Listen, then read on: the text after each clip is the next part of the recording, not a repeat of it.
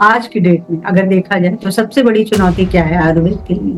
चुनौती की अगर मैं बात करूँ तो मैंने आपको पहले ही बताया नेहा जी। सबसे पहले तो अच्छे प्लेटफ़ॉर्म्स की कमी है, जहाँ पे एक आयुर्वेदिक डॉक्टर जो है वो चीज़ों को सीख पाए। लेकिन अब काफ़ी चीज़ें बदली हैं, अब आप देखोगे तो लगभग all India institute of Ayurveda जो हैं बनना शुरू हो गए हैं, गुणवत्ता काफ़ी अच्छी हुई है। लेकिन फिर भी रिसर्च और डाटा की बहुत कमी है। हमारे वैद्य जो हैं, हमारे लोग जो हैं बहुत अच्छा काम कर रहे हैं, लेकिन कहीं न कहीं उस डाटा को हम उस तरह से प्रेज़ेंट नहीं कर पा रहे हैं। तो अगर हम डाटा को थोड़ा-सा सुधार करेंगे, अच्छी रिसर्चेज़ करेंगे और एक स्टैंडर्डाइज़ेशन को मेंटेन रखेंगे, तो आने वाले समय में जो है वो हम इस चीज़ को और आगे जो है वो लेके जा सकते हैं।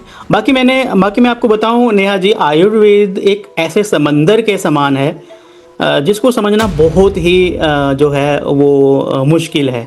और आयुर्वेद का जो मूल सिद्धांत है ना नेहा जी, वो है स्वस्थस्य स्वस्थ रक्षण, आतुरस्य विकार प्रशमनम च। यानी कि स्वस्थ व्यक्ति के स्वास्थ्य की रक्षा कैसे हो, पहला ही सिद्धांत ये है।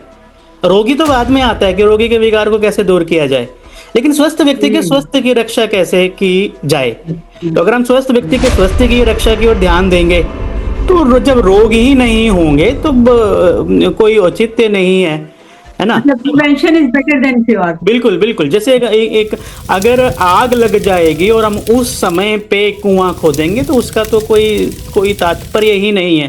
वो तो फिर हम अपने दिल के दिलासे के लिए 4 बाल्टियाँ फेंक रहे हैं कि आग बुझ जाए। तो बुझ गई तो तुक्का लग गया, नहीं बुझी तो जल गए। तो वैसे ही हम बड़े-बड़े कैंसर हॉस्पिटल खोल रहे हैं, ये है, वो है। हम अगर स्वस्थ व्यक्ति के स्वास्थ्य की रक्षा की ओर ध्यान दें, हम अपने लाइफ़स्टाइल की ओर ध्यान दें, हम अपने खान-पीन की ओर ध्यान दें और किस तरह से हम वात, पित्त, कफ को, अपनी प्रकृति को, है ना, अपना हमारा जो शरीर है, इसको जो हमारी कॉस्मिक एनर्जी है, इसको हम कैसे बचा के रखें। हम आगे बात करेंगे कि आयुर्वेद किन सिद्धांतों पे काम करता है, दोषों की क्षय वृद्धि क्या होती है, दोष क्या होते हैं, प्रकृति क्या होती है, धातु क्या होती है।